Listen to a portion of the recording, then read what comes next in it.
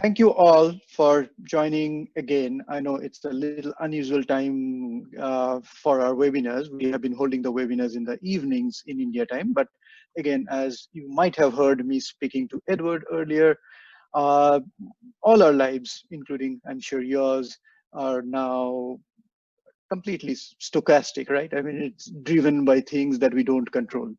Uh, so I mean, it's really a great fortune for it's being a very fortunate affair for us that Edward could take some time off because there's so many other things going on, and this is something that he's doing that we really appreciate. Yeah, uh, I won't take too much time, but let me just introduce Edward. Uh, so Edward Simpson is the director of the SOAS South Asia Institute. He's a professor of social anthropology and head of the Department of Anthropology and Sociology. He is a veteran in India. He conducts research in the states of Madhya Pradesh and Gujarat in Western India. He has written about the Indian Ocean, the earthquake in Gujarat, village studies, and infrastructure. In fact, he was here right after the Gujarat earthquake, looking at how the society was in some sense treating that through opportunism and through a lens that he would basically use again today. He is the author of the political biography of an earthquake. He's the author of the book. It's called The Political Biography of an Earthquake and Aftermath, Math and Amnesia in Gujarat, India. And he's working on a book, Highways to the End of the World, Roads, Roadmen, and Power in South Asia. So while he is, so experienced with India, but today I think he will turn his focus into north of England. And it'll be very interesting for us to look at how these two very geographies are dealing with a very common threat, enemy, whatever you want to call it, the pandemic that sweeps through the globe today. All right. So with that, I'll let Edward go ahead and start talking, and then after his talk is done, we will take some questions and discuss this. Yeah? Okay, Partha, thank you very much for that generous introduction and for organizing this and for SNU to be hosting it. I have visited SNU a couple of times, and I hope to do so again in the future when that's possible. Yes. So I'm head of, amongst other things, I'm head of what we call the Department of Anthropology and Sociology at SOAS in the University of London. And we have that name not because we teach sociology, but because we have a long history of relationships with India. And in order for what we do to be recognized, in India, we call ourselves anthropology and sociology because what we think of as anthropology is sociology in India. And I mention that just really because some of the things I'm going to say today have been influenced by the changing character of my own department and the changing nature of knowledge and the changing kinds of things it's legitimate for anthropologists and sociologists to study. I think over the course of my career, there have been some shifts in what is a legitimate focus and certainly some shifts in the language that you can use to write about other people. So over the last few years, we've had ideas of globalization. I can remember when that was a new idea, however strange that might seem. And as we were beginning to think about that, other ideas in sociology and anthropology emerged where scholars began to deconstruct regional traditions of writing. So what was exceptional about South Asian anthropology or Latin American ethnography? And scholars began to reflect on whether regional traditions had emerged that actually reified life in those particular regions, and whether it was the scholarship itself that was creating and perpetuating the categories of analysis. So, for example, in South Asia, caste became synonymous with sociology and anthropology. and other terms like lineage became common in writing on the Middle East. But since that time at my university and many others, we've had strong, what we've called decolonization movements. And some of those have been thinking in very straightforward ways about what it is that we teach, who is on our reading list, and the politics of knowledge in how we put our reading lists together. And in some ways, this is about removing old, dead, white European men from our reading lists and peppering it with other things. But there's been much more to that movement in my university anyway. It's been about pedagogy, and it's been about the ways in which research is undertaken. Do you research others, or do you research with others? Do you collaborate with others? How do you generate collaborative research projects? How do you think about questions together? So instead, as perhaps I felt more comfortable with 25 years ago, going to India with questions of my own and studying those questions in India to come back to a metropolitan university in London, I no longer feel comfortable doing that. I much prefer to work in partnership and in collaboration with colleagues. That, I think, is quite a new way of thinking about doing research, at least for us. And my department and other departments I'm familiar with have struggled a little bit to come to terms with that agenda, because it really means rethinking the fundamentals of what it is that we do. We teach our students, we taught our students that anthropological research was typically a lone endeavor, often conducted somewhere that was a little bit uncomfortable, that maybe involved a little bit of suffering, and perhaps living with people who were quite different to the anthropologists themselves. And that model too has changed. I think also we have a different kind of pressure, perhaps highlighted by COVID-19, where anthropology is essentially an environmentally damaging discipline, in that it usually involves international air travel. And whether that is a sustainable research form of methodology, I personally have some doubt. COVID-19 has emptied the skies of aeroplanes, and one can't help wonder whether they will ever fill up again in exactly the same way that we had before. So I will get to the north of England in this talk, but I'll get there at the end, so to speak. I want to take you through a little bit of what I've done in the past in India, the kind of work I've conducted, to let you see how I've arrived at the point that I have. As I was thinking about what I was going to say today, not having done any research on COVID-19 because I've been at home, other than read newspapers and talk to people, which I suppose is a form of research, I was thinking, I felt uncertain about the premises of sociological knowledge. The certainties that maybe informed some of my earlier work seem to gradually have disappeared.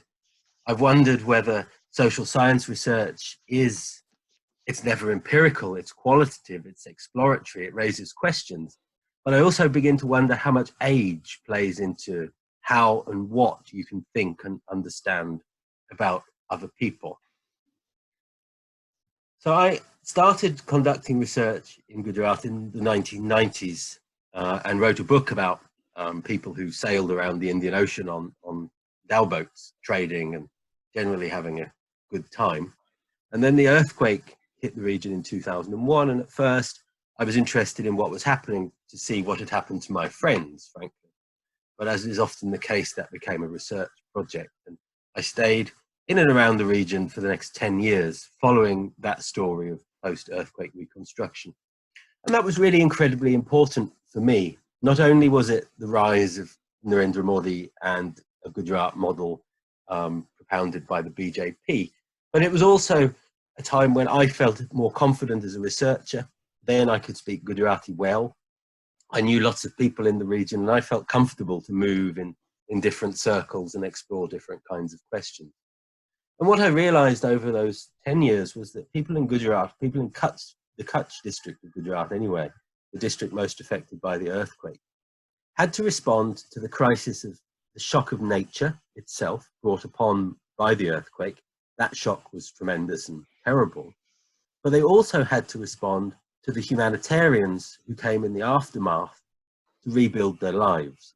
Those people brought new ideas with them, they brought villages, they brought all sorts of things in the name of helping other people. And in that long aftermath, the 10 years after the earthquake in Gujarat, you could see a sort of politics of belonging emerging as people resisted these impositions from the outside. Some of these forms of resistance were based on idioms of class and caste, but others were associated with a deeper sense of belonging to do with the land and to do with mother goddesses and to do with territory and about people being part of an earth, this territory of Kutch, which was rooted perhaps in ideas of kingdom and royal traditions. And in different ways, there was an identity politics played out as to who was an insider and who was an outsider, which took on a very different and very complicated dynamic as villages and towns experienced different kinds of outsiders, first as humanitarians, but then later as the reconstruction industry-friendly policies kicked in, as migrants coming from other parts of India to settle in this land. 30 years ago, it was very rare to hear Hindi spoken in Kutch district in Gujarat. Now it's common, as Adani Port and Kandla Port and all of the industrial complexes around there have brought people into the region. But lots of the protest was against injustice, or delays in humanitarian aid, was framed in very local identity politics terms, where people could use land or even districts, as in the shape of an old kingdom, to differentiate themselves from other people. And it was also the case that as public-private partnerships were used to reconstruct villages, so villages also split, sometimes on the basis of caste, but more on in the sense of belonging and what kind of people are we. So pastoralists might have formed sub-hamlets of pastoralists, farmers of farmers, and people who worked in the local towns might have had their other kinds of category that they clung to in this moment of crisis. And I've thought subsequently about this, and I've wondered about the interplay of my own education in the traditions of South Asia and the fieldwork I did. In my education, we were taught that many of the categories that are used commonly in South Asia have some colonial history, perhaps were imposed by colonial government through practices of statecraft or through census. The colonial government perhaps reified ideas of caste or idioms of religion, or the way people thought about urban and rural categories. And those categories have fed through into the early kinds of anthropology and sociology that emerged in India in the 60s and 70s, as people were working on a the first post-colonial sort of agenda to do with reconstruction and new India, to do with a strong state. And these were very much development-led ideas. So I've wondered about the interplay of that education with how I saw Gujarat and whether I was fantasizing those categories in rural Gujarat from my own educational background. And I don't really have an answer to that question, but it is something that's concerned me a lot and has bothered me. And one way I thought about beginning to answer that question was to look at what had been written about my country, about England. And I found very quickly that you could not get to know England by reading anthropology. There's very little of it. You can get to know India by reading sociology or anthropology, because there's lots and lots of it that's been written for decades by a great many notable and brilliant scholars. But if you try to do the same for the United Kingdom, you can't. There are a few milestone studies of villages in England. There's brilliant analysis of kinship in the 1950s, but it's all very small scale. There's no debate between scholars. There's no dialogue. There's no canon that you would refer to. And there are no themes. So if you were, well, there are some, I'll come to those in a minute.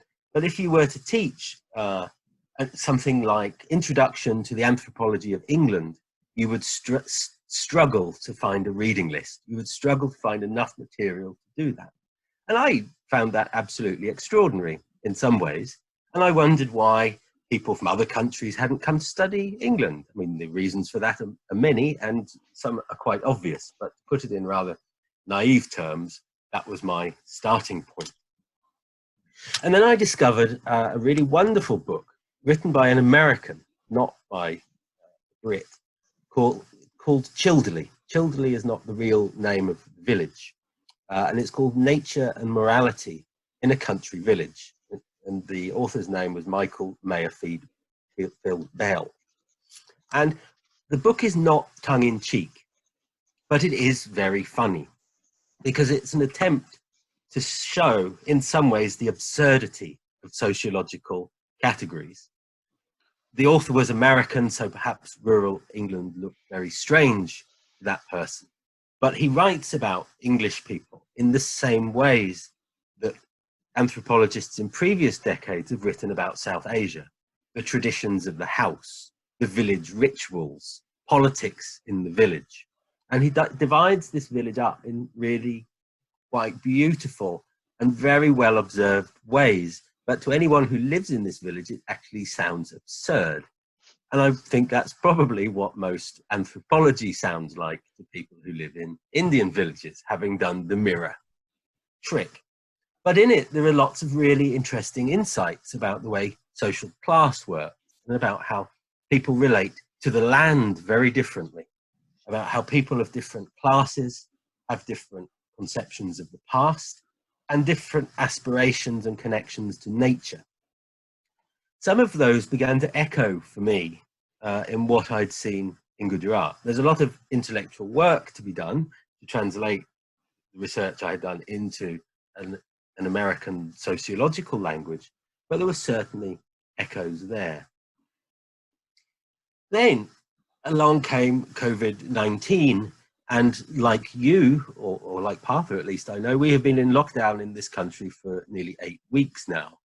Our lockdown has maybe not been as strict as in India, but it's certainly, our university is closed, we cannot meet, offices are closed.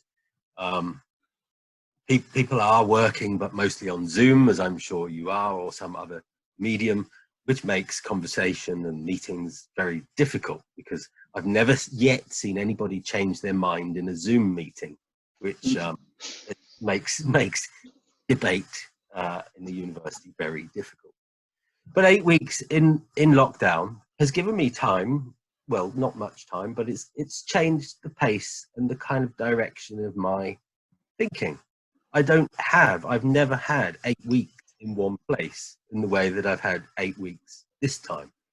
And I've started to think about the people around me in rather different terms.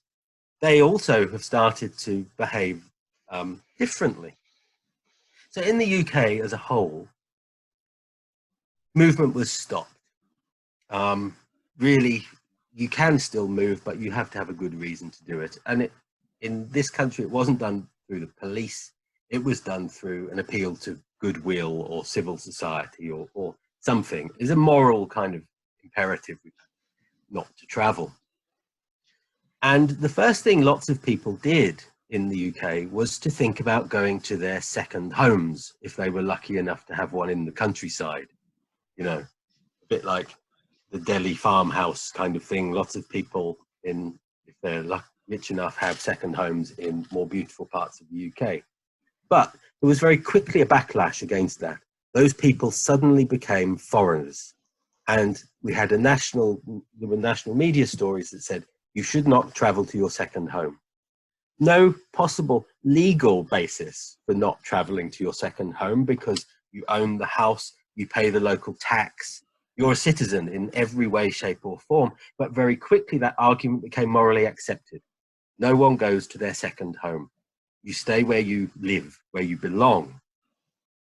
I was astonished at how quickly that argument was accepted, how it was just normal that you shouldn't travel to your second home. You might have owned this second home for 50 years, but suddenly you weren't allowed to travel to it because it would put local people, in inverted commas, at jeopardy, or local health service. under increased threat, whatever.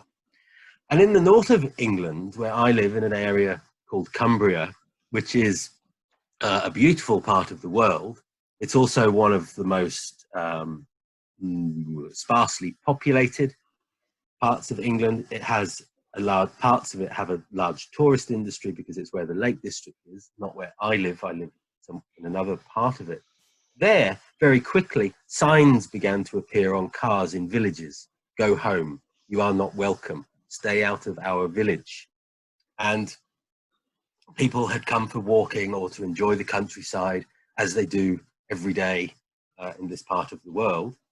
And in the villages, that created real problems because not everybody thought that should be the case. So other of my neighbours have been going around taking these signs off cars and throwing them on the floor, or throwing them outside of the house of the people who put them on the car. So there's been a lot of tension in these tiny, tiny villages, populations 200-300 people along what is called the fellside where we live. That was in the second week. Please, the message was from the people in these villages, stay away, stay out. But people didn't stay out because that was just too much of a behavioural shift for life in Britain. The idea that you couldn't travel to a village or you couldn't enjoy the countryside, which was after all open and fresh, and you weren't going to violate social distancing rules and regulations. But next, farmers started to block roads and car parks with farm vehicles to keep people out of their villages. And in one of the car parks not far away from where we live, one of the farmers actually blocked walkers in to the car park with their cars, and he gave them lectures, mostly using 4-letter words, but lectures before he would let them out of the car park. So very, very quickly, nobody was coming to these villages. They just dried up. And it wasn't simply about villagers not wanting outsiders to come. It was about particular categories of people not wanting other categories of people to come. These villages are not full of farmers at all. Farmers are in a minority. These villages are full of incomers, people like me who have not grown up here but have moved here at different points of my life. And most of the time, these differences are submerged. They're not discussed openly. You find some reflection of the way people speak or the way they hold themselves or the friends they have in the local pub or in the village green, whatever it might be. But most of the time, the difference between farmers and other people is not an explicit one. But suddenly it became very explicit that people with land thought about people who lived in the villages very differently. So a new kind of differentiation emerged that I had never seen before. And I heard a farmer describe someone who had walked on his land on a public footpath where he had shouted at him as a man from Dufton. So Dufton is the name of the village, describing him almost as if Dufton were a foreign place. It's actually 400 meters from his farm, but there was a radical disassociation of him, his territory, and the belonging of people to this village, which I found really quite remarkable. I'd never seen anything quite like it before. So we have the farmers giving lectures and swearing at people and people not being able to come. But then also within the same village, you see other networks begin to emerge, which are perhaps premised on social class, but they're also premised on ideas of belonging. So anyone who is from the south of England, like me originally, finds themselves with some bizarre affinity to other people from the south of England, for which I have no conscious favoritism towards people of the south of England before, but this very deep kind of identity politics and friendship started to play out as we had to organize self-help groups for getting food delivered and things like that, because it's a rural area. We can't just go to the store. And one of the things that struck me is that a lot of these groups are premised roughly on the amount of time you've lived in the village. So if you've been here for the last 5 years, you tend to know those people. If you've been here for 30 years, those groups tend to form. And then there are other groups of communication, understandably formed amongst farmers who also, you know, they work together, they know each other, they have to cooperate. But for them, it was land, and it was their land, and they were, if you like, the autochthons, whereas all of us, we were strange incomers who should be kept at bay. Now, this went on for a few weeks, and then very tragically, my mother-in-law passed away in Italy, and my wife had to go to Italy to be with her as she died.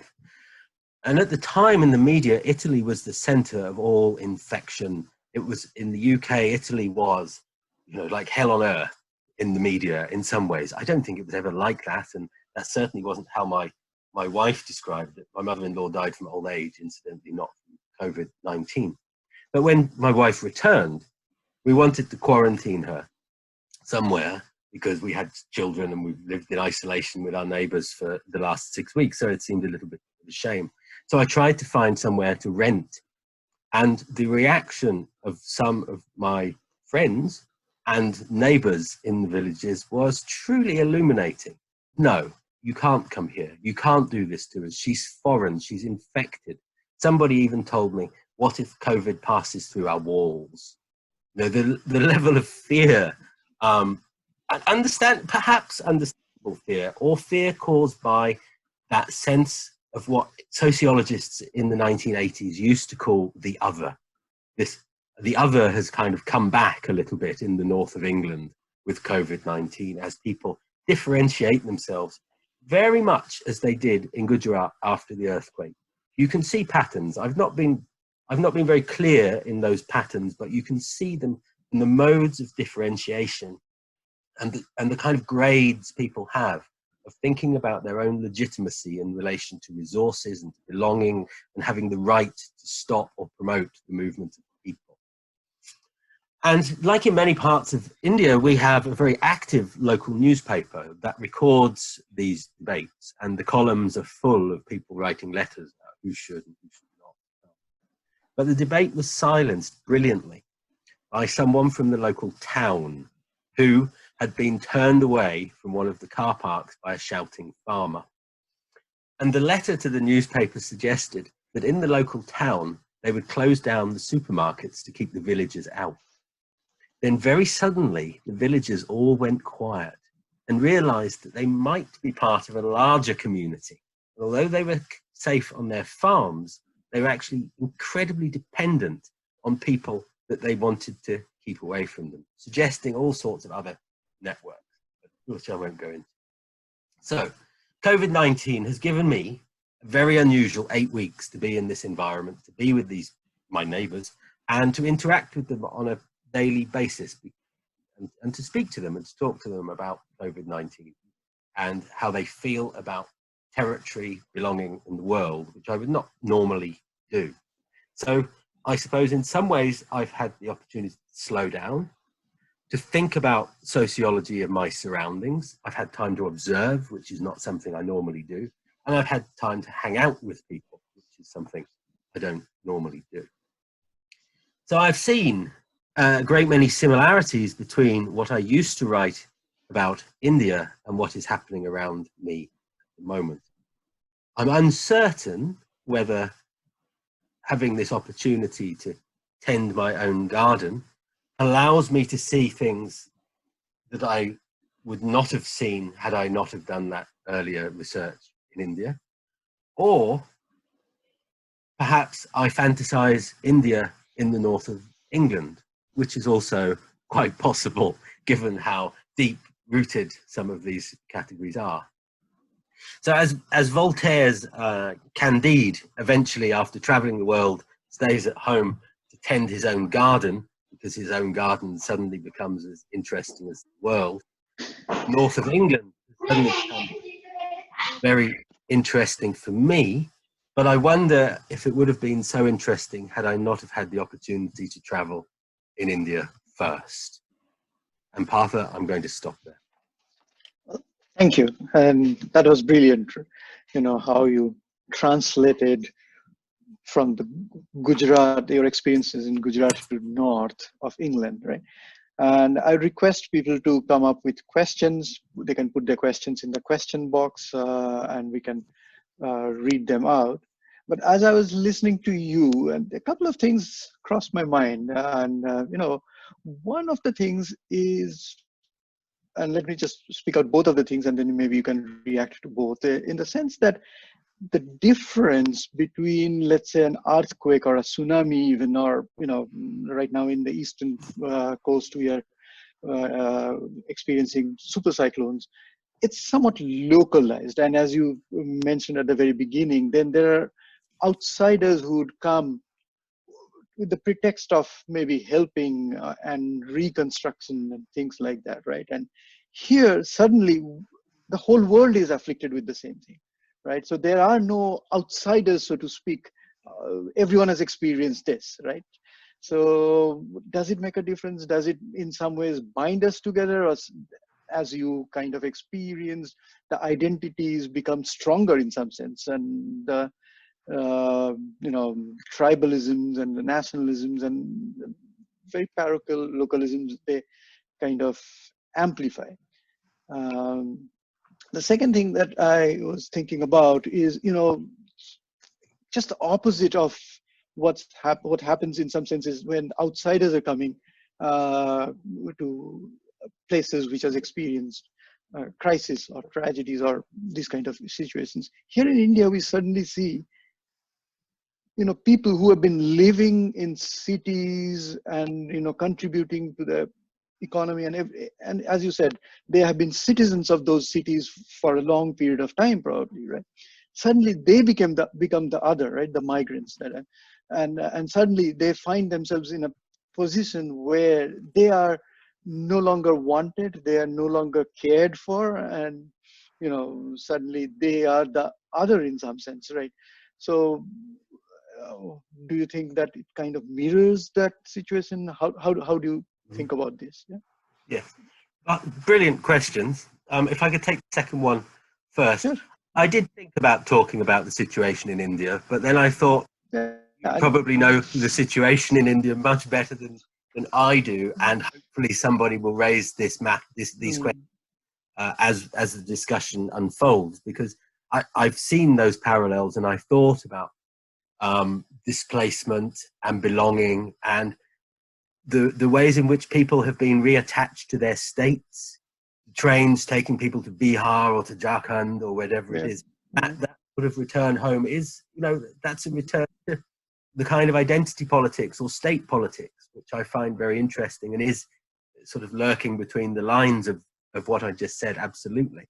That, yes, the idea of the return, the homegoing, the go back to where you belong remains so strong in India, but also, as I'm trying to say, that's not only in India, that's also played out in a different kind of language, perhaps, but in the UK as well. But our newspapers have not been full of the sort of horrified stories that the Indian press has. We just seem to think we just kind of frankly accepted it. Okay, so we have these ideas of home and belonging, and as a nation, we're just going to accept these things as unquestioned. Whereas I think in India, there is more critical debate around what is happening and the trains and that sort of thing. The first question is a really, really good one and a challenging one. The earthquake is obviously a particular kind of disaster that brought about a particular kind of response. And the response that we see to COVID is a very different one. There aren't other people coming to help to how could I put it, to encourage that kind of othering and differentiation. But in the case of COVID, when nobody comes to help, it's perhaps fear that comes to encourage that form of differentiation. That at least is what we have seen up here.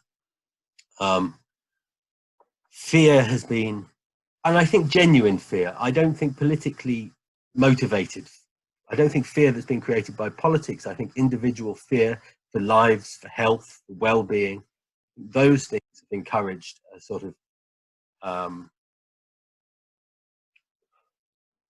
have encouraged people to differentiate themselves in the ways that I've described, which are, as in the case of migrants perhaps in urban India, usually submerged and only become raw and apparent when something like a crisis or the distribution of relief or the question of a lockdown enlivens those sociological distinctions. Right. Yeah, I think we live in, well, to use the Chinese proverb, yeah, interesting times for sure. It's just that not the kind of interesting life that we would have wanted, I suppose. But yeah, that's what it is. But it does allow us to have this conversation. I have never had a conversation like this where I am talking about not even research that I'm in the middle of. I'm talking about daily life with you, and we're comparing notes in deeply interesting ways through this questioning. So there are some interesting opportunities in this situation. Certainly. Now, let me read out some questions that have come. There's a question that Adya asks, looking into the narrative how anthropology matters, especially in the times of crisis. I'm interested in knowing the position of politics in contemporary society, keeping in mind politics in contemporary society looks like mythology in so-called traditional societies, as stated by Levi-Strauss. What do you think we have learned from looking at the myths and rituals of non-Western societies and apply them to our present situation? Well formulated question. It'll take me to digest.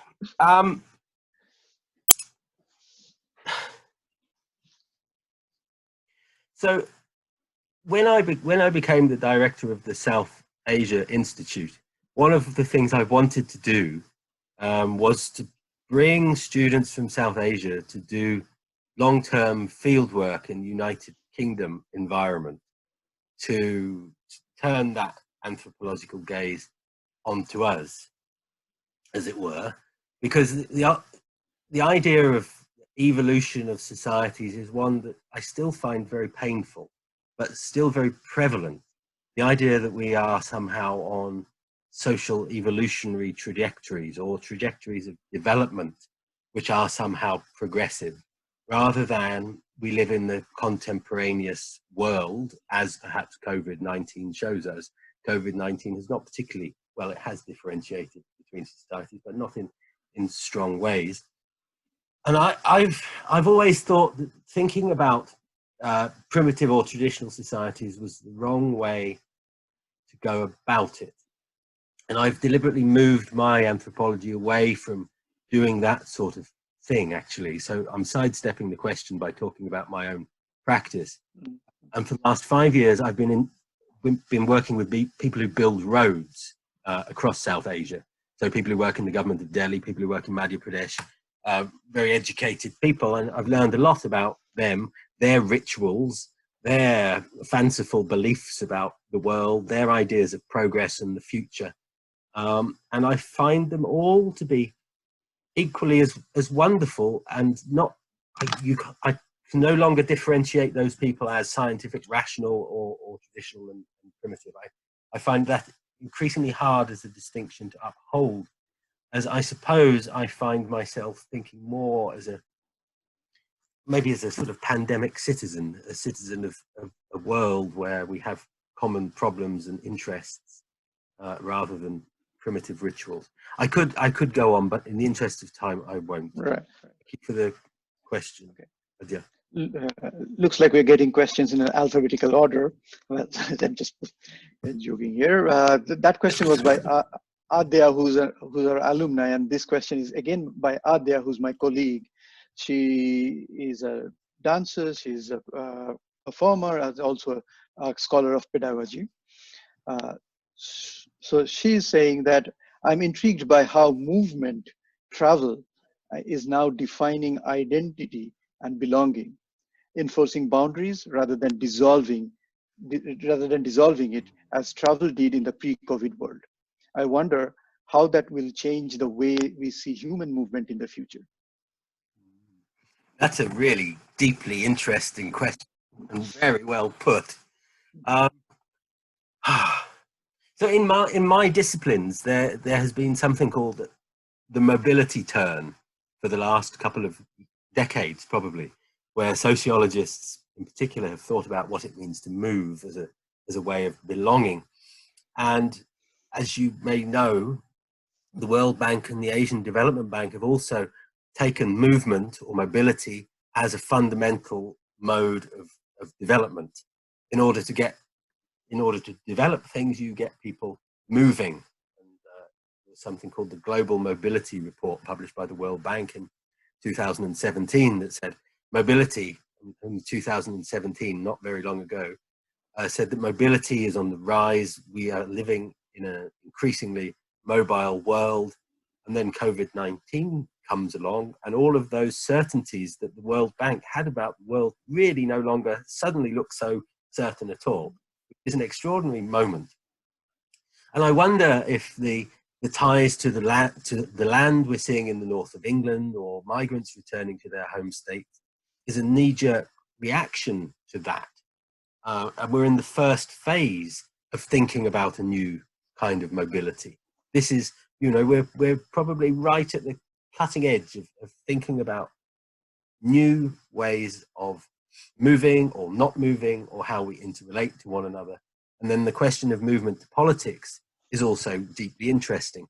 Do we see a revival of regionalist or statist or localist kinds of politics in the aftermath or during something like this? I don't know the answer. It's a rhetorical question.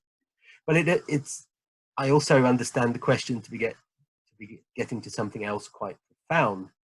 Throughout my life, the idea of the journey, the travel, the exploration was about opening your mind and becoming a different person and turning yourself into a cosmopolitan citizen.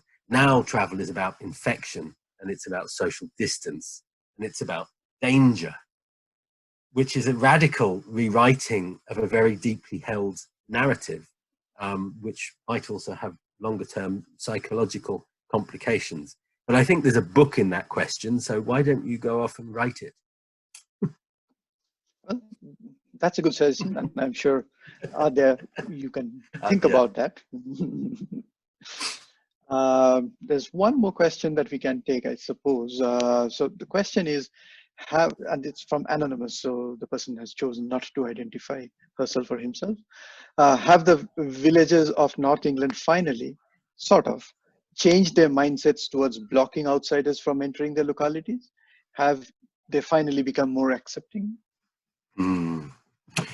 It's beginning. It's a nice empirical question. It's beginning to change, yes, because last week our government said explicitly you could move, you could go outside, but here life has not returned to normal. The car parks are not overflowing with people. There's still hesitation and reticence. And I also think that what I've seen over the last few weeks will have longer term consequences. These villages will not be the same again. People who live in the villages will know more how the farmers think about them secretly, distinguish them. All of the sublimated thoughts that have come to the surface in this period will not go away. The people who took the signs off the cars will have made enemies. My own family has certainly changed the language we use to describe one of the farmers.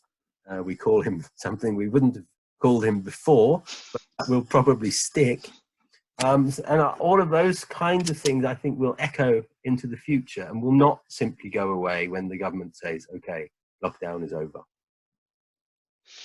Right. And, that's something that I guess all of us are again thinking that, what kind of new normal, as we're calling it, right? What kind of new normal emerges out of all of this? And that's something, again, that we don't know, and we'll have to wait and see how things shape up and where we come out. Thank you so much for taking time off your, all other things that you need to do.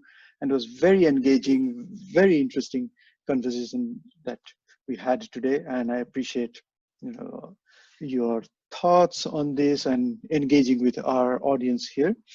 I hope we can continue this dialogue in this form or any other forms. And as we said at the very beginning, that hopefully we get to meet and you get to again visit SNU sometime soon. And we've been talking about how travel will change, how, all of these things, how we even visualize travel, or, kind of experience travel, of course, but also we kind of see travel in our lives, in that will also probably change. So we don't know what will happen, but here's hoping that, yeah, we get back to some kind of normal pretty soon, and we get to meet each other and carry on our collaborations and things like that. Yeah.